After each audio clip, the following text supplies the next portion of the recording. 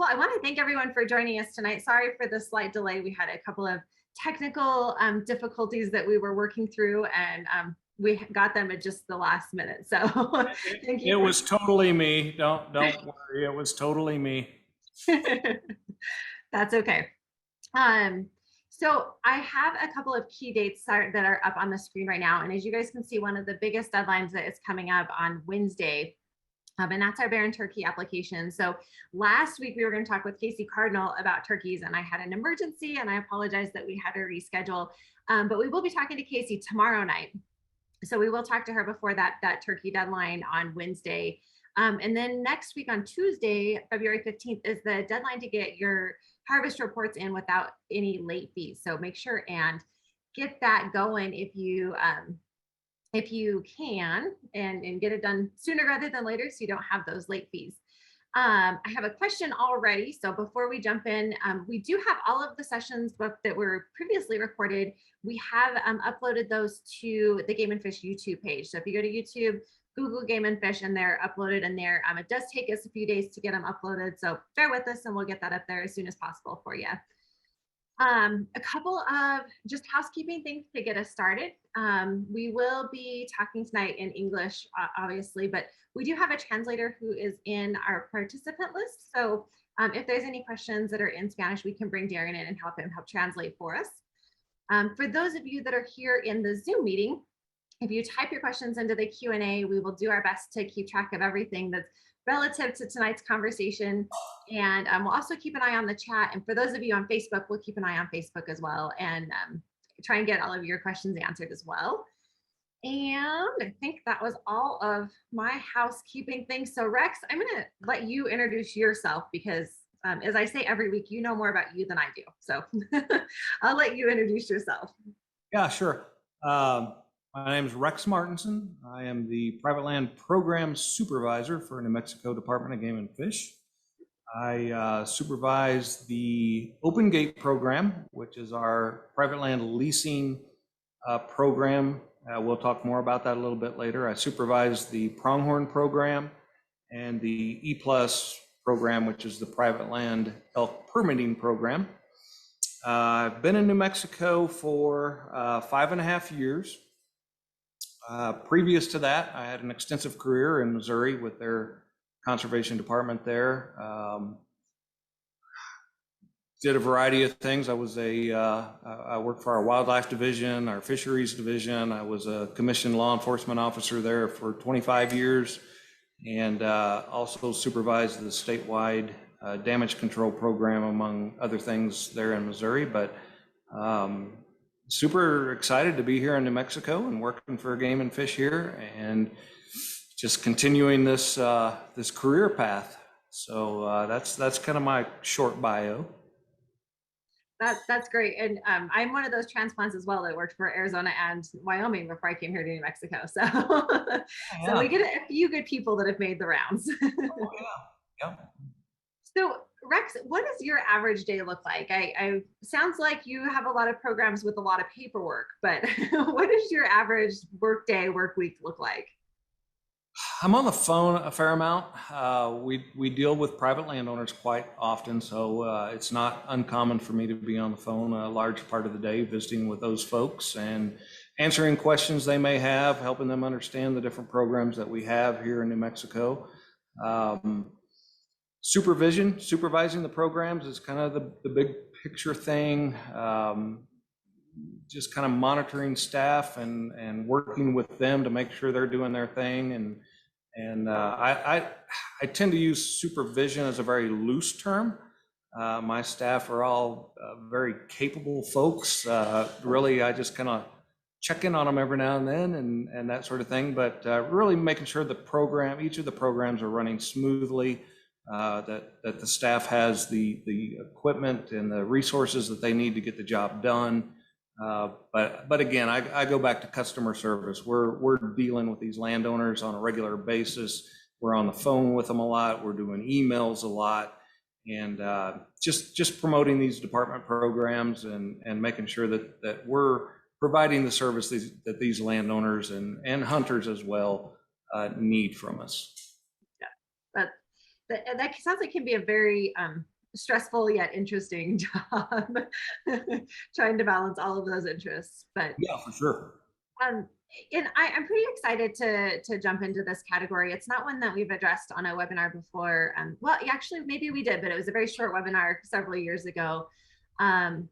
Before we get in there, I want to answer one of the questions that came up on Facebook about harvest reporting, since we just touched on that a moment ago. If you have a hunt that has not been conducted yet, so there's, I believe, Barbary sheep, ibex, oryx, some javelina hunts, and so your deadline is actually into April, and I'll put those dates back up again at the end of the webinar so you can see those. But you do have a little bit longer time frame because we do have some hunts that go through March 31st, so we want to allow time for those hunts to happen before those harvest reports are due. So wanted to address that question before we move on. But Rex, one of the things that I hear about a lot, and I know you do as well, is access and how do people access different lands. I think one of the things that's really interesting here in New Mexico is that we have a large amount of public property with Forest Service and BLM and different national and state entities that people can access. But there is also interest to get into some of those private lands. And so I kind of want to talk about that. And I want to start with one of the programs that I think is really cool and that I know you and some of your staff have put a lot of time into, and that's our Open Gate program. Can you tell us a little bit about Open Gate and how it works? Yeah, for sure. Open Gate is a very interesting program for resource users here in New Mexico, and a lot of states have a version of Open Gate in their states, especially Western states. But Open Gate is a program that the department has where we lease access to private land for hunters and anglers. We also lease access through private land to reach public land that may be otherwise inaccessible. In other words, it's the public land may be landlocked by private land, and we can lease access through that private land to get to the public land. And then, of course, the other component, as I mentioned, is we actually lease the private land for hunting directly on that land.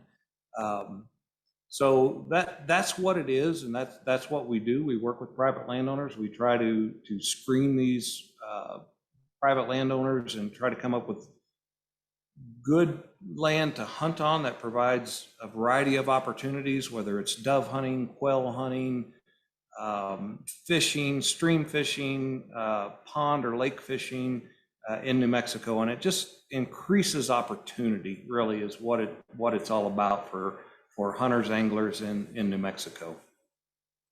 And some of the properties I'm most familiar with in the Open Gate program are for fishing, like Berendo Creek in Roswell and Rancho Grande and near Reserve. But I know there's a whole bunch of other properties. So how do people find out what's available and what you can do on those properties?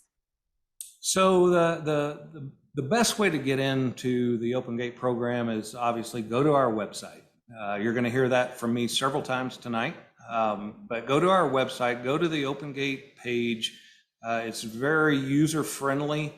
You can go there. You can search for, if you're a quail hunter, you can search for quail hunting, and it'll pull up the properties that we have in the Open Gate program that are open for quail hunting. You can type in fishing and find those fishing properties that we have, and also in there you have the rules, what's allowed, what's not allowed, what you can do there, when those seasons are open. Everything you need to know about Open Gate is right there on that Open Gate webpage. And that's where users really need to go to find out what we offer. And I tell people all the time that it may not be easy to kind of navigate through all the drop-down menus that we have on our website, but the search function at the top of the website is phenomenal. and so I use it almost every time I go to the website, click on site search, type in Open Gate, or actually Friday we were talking about Monastery Lake, and so I Googled that. Yeah, for sure. Yeah, and on that Open Gate webpage, there are interactive maps. So you can click on the property, you can see a map of the property, how to get there, We have Google locations, so you can get driving directions to get to those properties. It's a nice resource that's available for hunters and anglers out there to go out and experience, whatever you like to do, hunting and fishing wise. It's really a cool place to go, and there's a lot to offer there.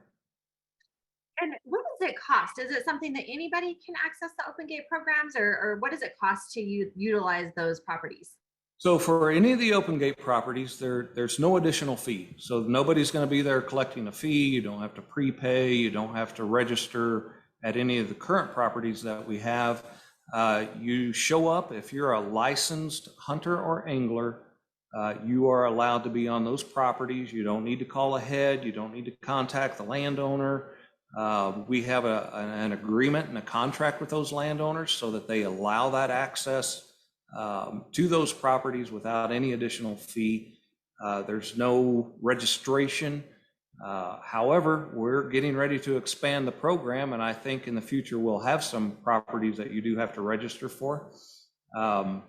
And for those of you wondering, whenever you buy your hunting license, and there's that one license you have to get that's called the Habitat Management and Access Validation Permit, and you're wondering, what exactly is that? What am I paying for here? This is public land. I've got to buy an extra tag for this and that. This open gate program is funded through that Habitat Management and Access Validation fee that you pay. So you're paying for it. Hunters and anglers, again, supporting conservation, paying for wildlife opportunities, hunting and fishing opportunities. You're paying for that, and this is one of the programs that you're paying for with that stamp purchase every time you buy a license. Yes, it's well worth it in my opinion. Oh, yeah. Yep. In a couple of questions that came in about the open gate program, are landowners or does the department sign open gate properties? Yes. So whenever we sign into an agreement with them, those properties are posted. There will be signs around if you go to the web page and you look at the map, there will be a location for property rules and regulations. So if you go to that location, you'll see a big orange sign there that has all of the regulations, what you can do, what you can't do, there at the main entrance. There may be more than one of those, but typically always at least one. And then we'll have some signs around showing if there's a no shooting zone, because remember, these are private properties. So there may be a residence or a house or something on there, and we'll have a no shooting zone posted around that particular area. But yeah, they're signed and posted. Our game wardens patrol those areas to make sure that there's proper compliance, if there's complaints and that sort of thing. So yeah, they're typically well posted. And again, go to the web page, find that map, know where the boundaries are, and you'll be good to go. And it's pretty hard to miss those signs. There's one that I know when I have to walk down to your office, I know where to find you, because there's one near your cubicle that's massive and it's bright orange. So yeah, that's kind of our brand, the orange sign, the orange logos. That's the Open Gate brand right now. So be looking for those bright orange signs. Great. And a question that came in that I don't know, but it's a great question. Do we have any communication with like Onyx or Carry Maps or any of those? And do they have these Open Gate properties listed? I've never looked. I don't know for sure, honestly. Great question. Don't have an answer for that. They can get them, and I'm not going to say they don't have them, but I can't say that they do or not. Okay. Maybe if somebody's listening who knows can chime in and let us know. Perfect. And if not, I have a contact at Onyx, so we can we can ask them to include it in the future, because I hadn't ever had that thought. And if someone out there is listening and wants to get involved in the Open Gate program, like a landowner, I'm sure there's lots of information on the website. Is that the best place for someone to go looking? Yeah, pretty much. They need to call our Open Gate program coordinator, and that's Gary Calkins. there at the office, and his number's on the webpage. Um, and you can call him if you're a landowner and think you have a property that might be a good fit for the program. Visit with him. There is information available on the webpage. There's an application for landowners to fill in and submit directly to Gary, and Gary will get back with you and get you set up. And I'll mention that Gary did one of our podcasts. It was one of the, I believe, either the second or the third episode. So check out our podcast and go back and listen to Gary's, because he talks quite a bit about open gate and access. So that was a great resource. But Absolutely. and I would encourage everybody, if you use these properties, just like anything else, to really take care of them, and clean up after yourself and trash and stuff. Because I know that we've recently lost a couple of really great properties due to people leaving trash. Yes, that's true. These private landowners are participating in this program voluntarily. They can withdraw anytime, and we have had a couple properties withdraw because of abuse of the property. So if you're a resource user, and I'm preaching to the choir now, just take care of the place. There's some bad apples out there, but our hunter and angler community are really good, conscientious folks. So it's those bad guys out there we need to really look out for. Absolutely. And Rex, I saw a note in the outline about expanding the program. Did you want to touch on that? Yeah, just real briefly, the commission right now is interested in expanding and growing the Open Gate program, which I think is great, for the resource users here in New Mexico. We're looking at expanding the budget a little bit. And right now, the program is geared towards small game and fishing, and we're looking at a big game component into Open Gate. So stay tuned. I think it's exciting, and good things to come, more things to come in Open Gate. Absolutely. I'm excited. I know they were going to talk about it at the last commission meeting that we had to cancel. So Right. excited to hear. Yeah.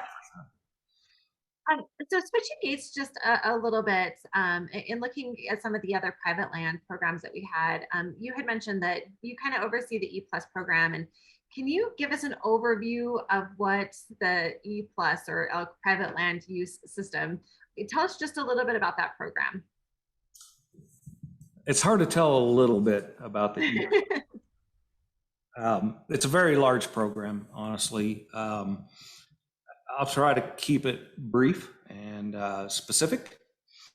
It is a program that recognizes the contribution that private landowners make to elk and elk management in New Mexico. Through that program, we distribute a portion of the elk hunting opportunities to the private landowners based on how much property they own in a given unit. There is a somewhat complicated system that allocates these tags to the landowners based on their acreage, and then those allocations then can be transferred to hunters where they can buy a license and hunt in New Mexico. There's a couple of options for hunters purchasing these. We call them authorizations. It's a number that the private landowner receives that, if acquired by a hunter, unlocks the system and allows them to buy an elk tag in New Mexico in whatever unit that authorization is valid for. And that's the basic premise of the program. I think it's a unique program in the Western states, especially. All of these Western states have some kind of a private land program, and it varies on what it is. New Mexico's landowner program is unique in that it does allow these authorizations to go to private landowners to help us manage elk across the state and provide more opportunity. Absolutely. And I want to talk a little bit about, and we have one of the questions that kind of leads into this, but in the E Plus, there's the ranch only and the unit wide hunts. And so what are the difference in those authorizations? Yeah, so the landowners who sign up for this program, they have two options in how they participate in the program. And as you mentioned, they can participate as ranch only, which means the authorization, the tag that's purchased with that authorization is good only on the private deeded acres of that ranch. If the property signs up as unit wide, then the tag that is purchased with that authorization is good anywhere in the entire unit on both public and private lands that they have written permission to be on, or other unit-wide ranches in that unit. So when a ranch signs up unit-wide, they have to allow access to hunters who have a valid elk license during the prescribed seasons, and those hunters then can access the private land that is unit wide in that unit. That seemed like a lot of words. So,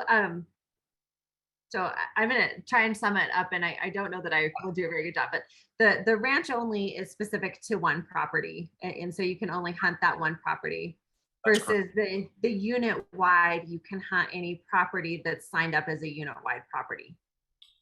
Yes, in addition to any other accessible public land in that unit. Okay. So public land and unit wide people that have signed up, and then ranch only is just that private property. Just the private deeded. And it's really important for hunters to, if you're negotiating with a landowner on these authorizations, it's really important to know, is it a ranch only ranch? Is it a unit wide ranch? If it's a ranch only ranch, you need to ask a lot of questions. You know, are elk there during the hunting seasons? How many acres do you have? What's your past harvest rates during these fall hunts and that sort of thing? The unit-wide authorization, of course, as mentioned, you can hunt any of the Forest Service, BLM, state trust lands that's accessible and open in that entire unit. So you have a lot more options available to you if you have a unit-wide authorization. And then again, any unit-wide private property in that unit is also accessible to any elk hunter who has an elk license in that unit. So that would be anybody that puts in for the draw and draws a tag, then you can also hunt those unit-wide ranches. Correct. That is correct. And there we have a lot of unit-wide properties in New Mexico that's available for, if, like you mentioned, if you draw an elk tag in unit 12, you can hunt all the public land and all the unit-wide ranches in that unit. So it makes it pretty nice. It's a nice and interesting trade-off. Yeah, absolutely. And is there a list somewhere that people can find out what properties are part of the unit wide and which ones are part of the ranch only?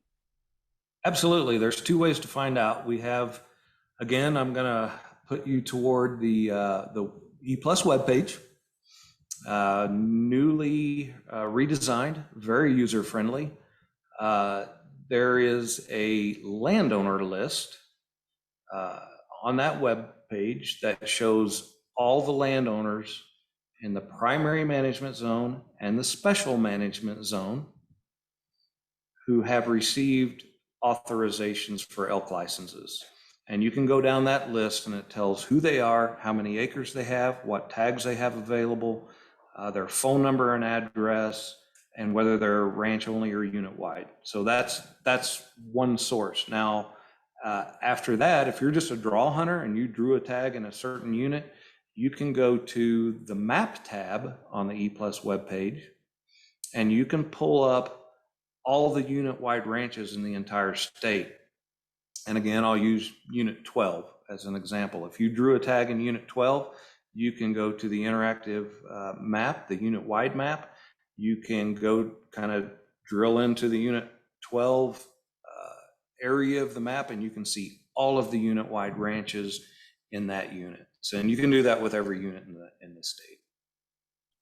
And So I'll it's say really, it's easy to find them. Well, it's easy to find them. the EPlus website has a ton of information, and I believe there's 4 or 5 tabs in that you can go through. But I think probably 90% of the EPlus questions I get, I can just go to the EPlus website and select copy paste and send the question, send the answer. So I would definitely tell you guys have spent a lot of time updating that information. Yeah, we try to put ourselves in the shoes of the user and say, what are the most common questions that we get? What are the most common hunting questions we get? Landowner questions, what do they want to know? And we put it on the website and treated it as if we were actually looking for that information. How would we want to see it? What would we want to know? And how do we display it on the website? So like I said, it's not full of words. It has very basic general information. It's very specific. And most of the questions, like you said, most of the questions you have about EPlus, hunters, landowners, where these unit-wide ranches are, where the elk management zones are, it's all right there. Absolutely. And a couple more questions that came in, and I don't want to get so deep in the weeds on the landowner side, but how is it determined how many tags a landowner gets? So it's an acre-based allocation system. So this gets a little complicated to try to explain. It's a really straightforward system, but we calculate all the private land acres in the primary management zone in each unit. And we calculate all of the public land in the primary management zone in each unit. So here's a kind of a down and dirty example. If you have unit 101 in New Mexico, and half of that unit is public land, and half of that unit is private land, and there's 100 bull tags, 50 of those bull tags will go to the public draw. 50 of those bull tags will go to the private landowners. If you own 10% of the land in GMU 101, you're a pretty big landowner and you own 10% of that private land, then you're entitled to 10% of those 50 bull tags. And so it calculates the percentage that each landowner has in that unit, and it allocates that percentage of available tags to each landowner. And yeah, which is great. And I know that each land also has to have, the different habitat components, food and water, some shelter. And so I know there's a lot that goes into it. And what I would encourage is if somebody has a lot of questions to check out the website, because that has a lot of the information from the landowner and can answer a lot of those questions. Yeah, for sure. It can be a little, like I said, it's sometimes difficult to verbally explain this. It's just a common calculation. It's, your acres times this divided by that equals how many permits you get. It's just that simple, but it sounds really complicated. It does. But so going back to the unit-wide ranch, if you're hunting on a unit-wide ranch with a regular draw tag, do you require advance notice with the ranch owner? Do you have to get permission before you go with the unit-wide? No, you do not. The landowners, again, they're under a contract and agreement with the department. Those properties are open to any legally licensed elk hunter during those seasons.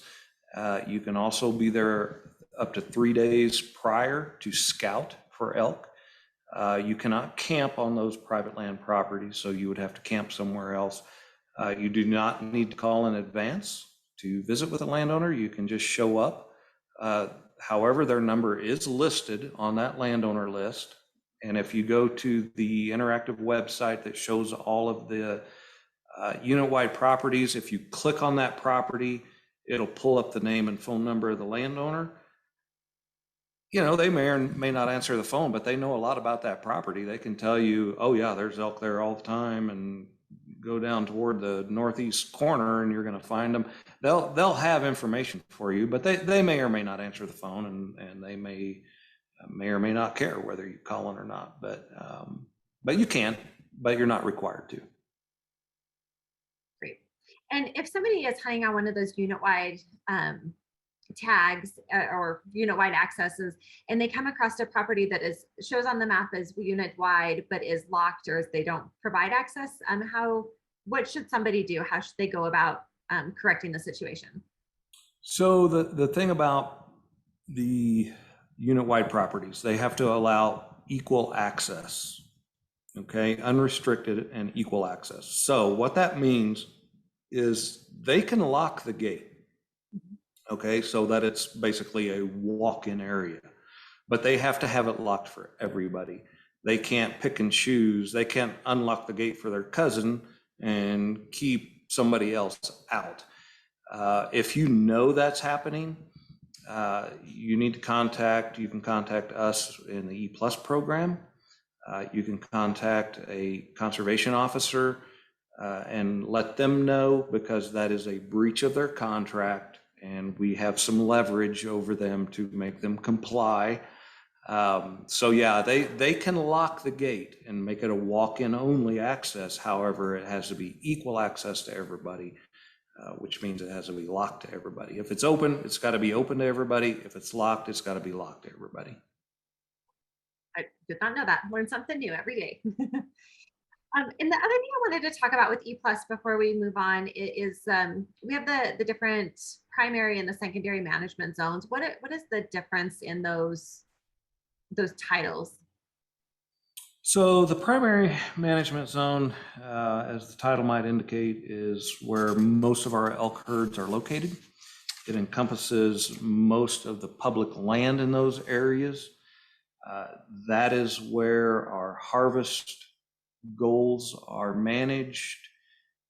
We do our surveys in the primary management zone.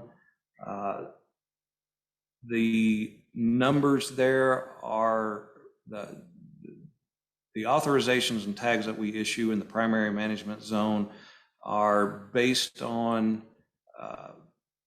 data, research, harvest reports, surveys, and they are set by the commission. Mm-hmm. So it's very much more controlled, very much more limited, and that's where like the draw numbers come from. Whenever you go to the book and there's a certain number of licenses available in this unit, that's the primary management zone.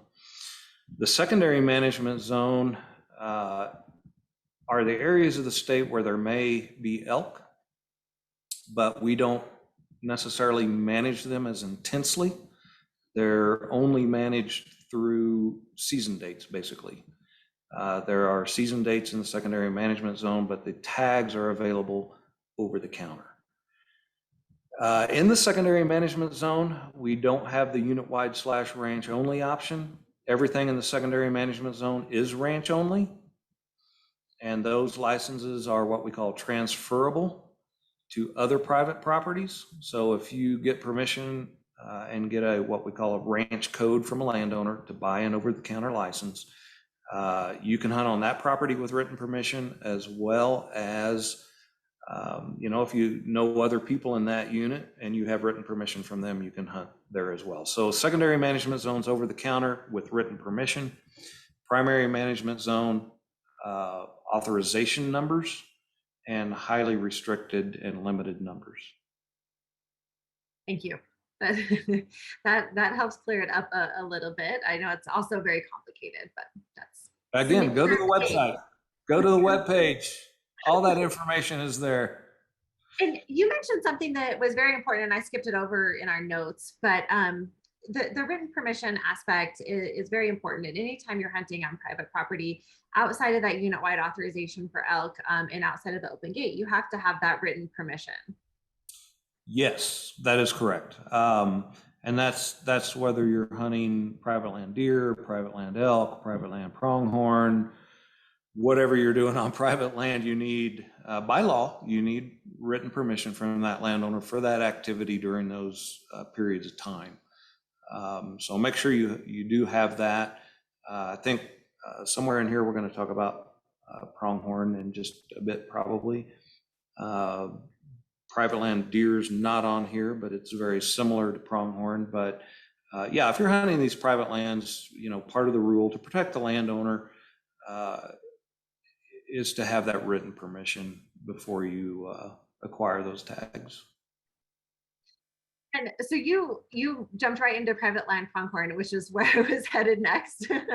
And we can definitely talk about deer as well. But can you talk a little bit about the private pronghorn program and some of the key points about that program?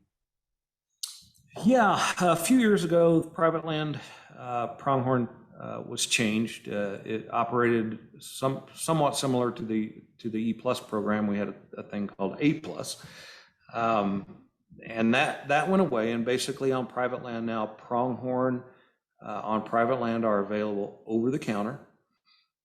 So basically you're negotiating with a private landowner access. How do I get access to the private land? And again, once you acquire access, you get written permission, and your pronghorn license is valid on that private land or other private land you have permission on. Those private land pronghorn tags are never valid on public land. So you can't bleed over onto state trust land or BLM. They're only good on private deeded property. You also have the option to apply for the draw and get your draw pronghorn license. If you're lucky and draw a pronghorn tag, it is good on accessible public land in the unit that you select, as well as any private land that you may have written permission to be on. So, if you know a landowner in that unit and you draw that tag, they give you written permission, you can hunt there and on the public land. And you may have, I was typing an answer, so you may have touched on it a little bit, but to qualify in the private land side, there has to be some significant habitat work completed on that property. Is that right, or am I confusing it with a different program? So there's two different things. In the EPlus program, the properties have to qualify by what we call the commission approved guidelines. And you kind of touched on it earlier, and we didn't really talk about it much, but these properties that participate in EPlus, they have to qualify based on the type of habitats that they have on their property. They have to score a minimum score based on these habitat components that are considered good for elk. So no property in EPlus is participating in the program that does not provide a meaningful benefit to elk. So they're all scored based on these participation guidelines. Pronghorn is different. They do have any property that has pronghorn can purchase an over-the-counter tag and give somebody written permission to hunt. We do have a private land program in the pronghorn world that allows a landowner to have alternative hunt dates if they're in the pronghorn conservation recognition program. And those are properties that are doing significant work to benefit pronghorn in that unit. And to recognize that extra work and that habitat work that's beneficial for pronghorn, we allow that landowner within some guidelines to have alternative hunting date opportunities. Is that what you were looking for? Yes. Yes, I believe so. And then looking at the deer private land program, what's unique or different about the deer, or is it very similar to the pronghorn? So deer is real similar to pronghorn. Again, those licenses on private land, except for just a few units up north, they're over the counter. And there is a habitat program for deer as well that again allows eligible landowners to choose alternative season dates to recognize those habitat improvements that they're making for deer. So very similar to pronghorn with the private land deer program. which is great. I know that Tony had told me on the pronghorn side some of the different habitat improvements that landowners have done, and just changing to fencing where there used to be a lot of sheep fence, and raising it up so the pronghorn can go underneath. And just there's just been a lot of great work by private landowners to help those populations. Yeah, I think you know, EPlus also, aside from properties having to qualify for the program, we do have a habitat recognition program for those folks as well. And there's been some really significant projects on private land that have benefited elk, pronghorn, deer, and whenever those landowners are doing those projects, it's benefiting small game and birds and reptiles, and it just, you know, it's a win-win all the way around for these programs. So that it's just a way for game and fish to recognize some of those accomplishments on private land with some special considerations for those landowners. Great. I wanted to transition just a little bit and talk about some of the some different types of land here in just a minute. But is there anything else that you want to mention, or that we neglected to mention so far, about private land for elk, deer, pronghorn, open gate, any of those private land programs? I think we're good there, unless you have like questions down here that need to be answered. But yeah, I think we've adequately covered most of that. I do have some questions, and actually, let me jump into this one really quick because I think it's a great one. But is there a specific form that private landowners use to give permission? We have a form in the rules and information booklet, I believe, which is in limited availability at regional offices and available online to everybody. I think there is a landowner permission template, I will call it, in the book that shows kind of what's required. And if I'm mistaken, I know it was in last year's book. I'm looking right now at the book.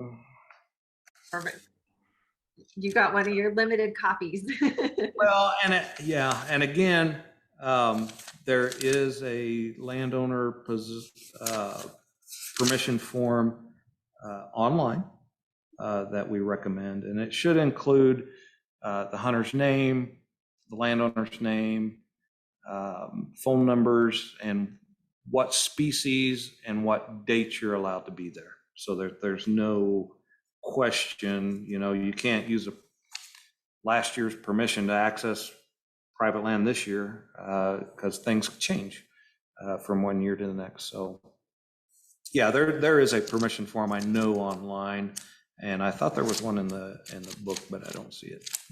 Okay, well, we can always share if somebody's looking for it. We can share it out there, and I know that landowners don't have to do it, but it's definitely a good form that has all of the information for people on there. Oh yeah, for sure. And one more question that came in quite a bit earlier about the pronghorn program, and I was waiting till we start talking about pronghorn to bring it back. And I apologize to everyone on Facebook. The link keeps like flashing at me, so I'm not sure if it loses connection and comes back, but I apologize if that's happening. But Rex, on the pronghorn program, is there a list of landowners who give access on the pronghorn for trespass fee or for an access fee? So no, there's not. So if you're looking for secondary management zone elk tags or private land pronghorn tags or private land deer hunting opportunities, you're going to have to do your homework. You can find out who landowners are and where their property boundaries are by accessing county clerk or assessor's office information by county. They keep property boundaries and deeds and names, addresses, phone numbers, and that sort of thing. You know, you're gonna get a lot of, if you're cold calling these people and saying, "Hey, I've accessed your records through the county clerk's office, and I'm interested in deer hunting," you're gonna get no's 10 to 1, but you're gonna find that one that says, "Yeah, let's talk." You know, whether that's deer, pronghorn, elk, or whatever. But yeah, we don't have a list for those private properties for deer, pronghorn, or elk.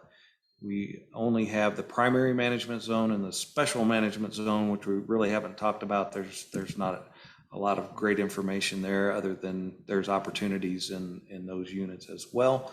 Go to the EPlus webpage to find out where the special management zone is and what you can do there. Great, thank you.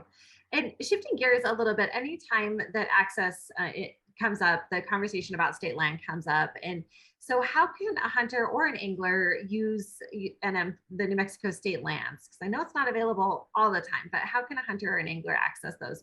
So New Mexico State Trust Land, as it's called, is a little bit unique. It's categorized as public land. However, there are different restrictions and use restrictions on state trust land as opposed to Forest Service or Bureau of Land Management. So the state trust land is actually leased by the Department of Game and Fish for hunting and fishing access. It's an official contract. We pay them a sum of money, and that allows properly licensed hunters and anglers to access those properties during the prescribed seasons. So that's kind of the difference in general. So I can go to the national forest and I can camp there. I can go squirrel hunting. I can do whatever I want. I can go hiking and those types of things pretty much anytime, that I want to. I can camp, hike, take my dog for a walk, and do all these different things.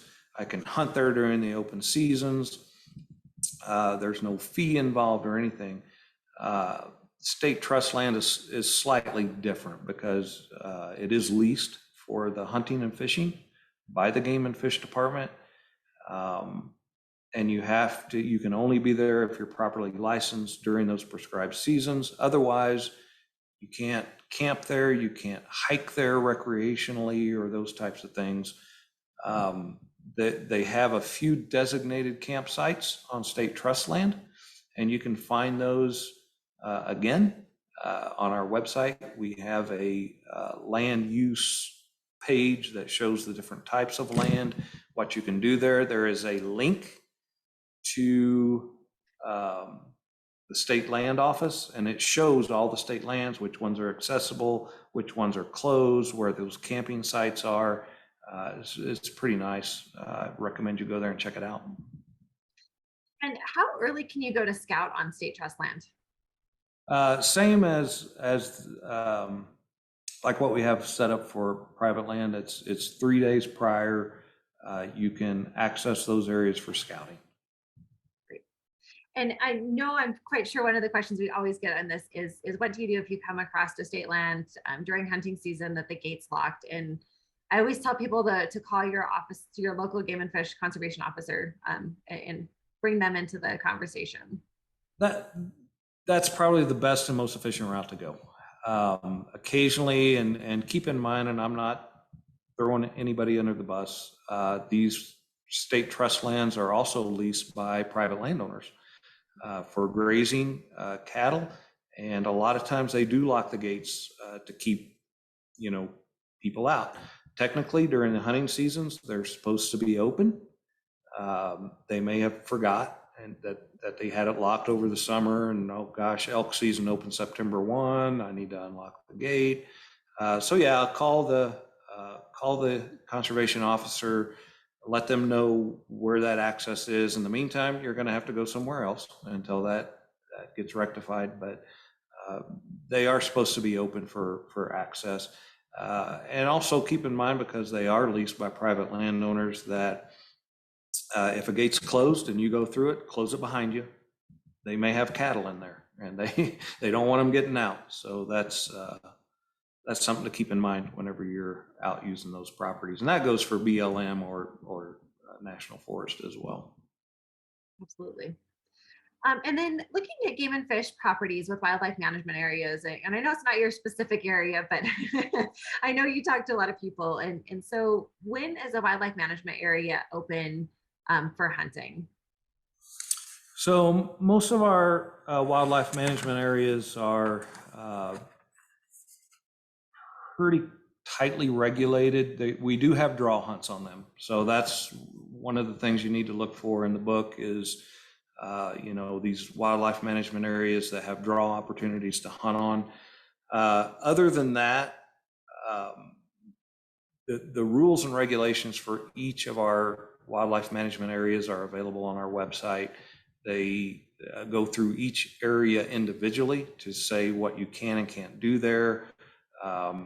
Whether it's, most of them are open for sightseeing, bird watching, that sort of thing. The hunting is pretty tightly controlled. And again, you'll have to look in the book for draw opportunities and then on our website for any other type of opportunities that may be available on our state wildlife management areas. And then to kind of shift gears and wrap up a little bit, we've talked about a lot of a lot of topics tonight, but how can a person, what's the best way to get the most information on if it's private property, public property, and to get a plan for where somebody's going to go hunting? You mentioned this earlier, you mentioned Onyx, and I think there's some others. There's an app called Carry Maps that I think we promote a little bit in our publications. Those type of applications are really, really good. They're very accurate. They show the different land layers, public land, what type of public land, private land. It can show closures, restricted areas. I don't typically just promote applications, private apps that you would put on your phone, but they do a pretty good job of policing their maps and knowing what's open and what's closed and where those property boundaries are, and they're very accurate. It took me a little while, but I finally broke down and actually purchased the functionality for Onyx, and it has worked very well for me. So to me, that's probably the number one resource. There are maps. Each of these land management agencies have websites you can go to. You can download maps. You can order maps. There's a lot of people out there who don't use paper maps anymore. You pull out a paper map and they're going, "What are you doing? What? Just get on your phone, man. What's the matter with you?" But I still use paper maps. This is why right here. But yeah, no, the Onyx, the Carry Maps, all that sort of thing. It's the way to go. I agree. I use Onyx and Carry Maps as well, but I still like my paper maps to get my coordinates and figure out exactly where. There's just something nostalgia about it for me. Yeah, and what happens if your battery runs out, right? Exactly. So Rex, if someone is going to hunt in New Mexico for the first time, what are your tips that you typically give them? So I'll sum it up in 3 words: scouting, scouting, and scouting. I think those are the 3 most important elements if you're coming to New Mexico for the first time. That entails a lot of different things. I do 90% of my scouting on Google Earth. If I draw a unit or if I'm hunting a unit, I go to Google Earth. I look for those areas that contain the right habitat types for whatever I'm after. Is there access there? Are there roads there? I'm looking for openings, clearings, timberland, rivers, ponds, all those things. You've got to scout the area and know where you're going, what the animals you're looking for need in that area, and where to find it. And so scouting is the big thing for me. Then you can contact local staff, local conservation officers, local biologists. We have species biologists who can give you some information. And then know the rules.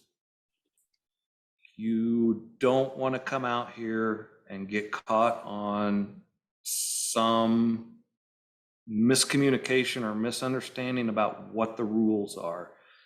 Season dates. Make sure the tag that you have in your pocket are the dates you are here in New Mexico. I have talked to people who showed up on the wrong day. Not fun.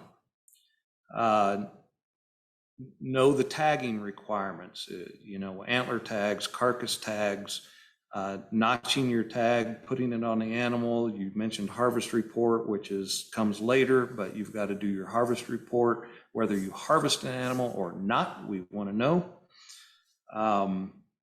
Shooting hours, what weapon type is legal to use, those types of things. You just got to know the rules. And then I guess finally, be prepared for the weather. Look at that forecast, look at typical monthly and yearly, is it a rainy time of the year? Is it a cold time of the year? Do temperatures change real fast? I'll tell a quick little story on my own self. My son had a archery tag for the first part, September 1 through 14. And as you know, and most people here know, it's still pretty warm in September and actually can be hot. And he was asking me what he should bring. And I'm like, just a t-shirt, maybe a lightweight long sleeve shirt, just regular pants, boots, a hat. Don't bring a coat. It's going to be dry. Don't even bring rain gear. That's ridiculous. So he came with the equipment I told him to bring, and it snowed. And it got cold and the wind blew. It blew over our blind. It snowed 6 inches and we just about froze to death. So be prepared for the weather. Check in advance. Bring stuff that you don't even think you would need, but bring it anyway. So yeah, be prepared for the weather, know the rules, and scout. Absolutely. Those are all great tips. So we've covered a lot of ground tonight. And so I wanted to remind everybody that if you missed part of this, since we talked about elk, deer, small game, fishing, pronghorn, all kinds of different stuff. So make sure if you missed part of it to come back and check it out. We'll get it posted on the YouTube page, and then it'll also save onto Facebook. So you can check it out there. And I'm going to share some important dates again. So give me 1 second to get that up for you. Our next deadline coming up is Wednesday at 5 p.m. Don't miss the 5 p.m. part. And that's your bear and turkey applications. And then harvest reports without any late fees are due on the 15th. And if you want to pay the late fee, you're more than welcome to do so. You have to have those in by the 16th. And then if you have one of those hunts that goes through March 31st or is continuing on after the harvest report deadline, that date comes up. I believe it's April 7th is when that one happens. But make sure and note those deadlines because they come by pretty quickly. So make sure and keep those in mind. But tomorrow we're going to be talking with Casey Cardinal about turkey. And then on Wednesday, we're going to be talking with Travis about elk in New Mexico. We're going to spend some time on that. So thank you for everyone who joined us here in Zoom and on the Facebook app. And Rex, I want to really thank you for your time. I know that you've been quite busy and I appreciate you giving us an hour and a half here tonight. So thank you very much. You bet. Thanks for having me. Night, everyone.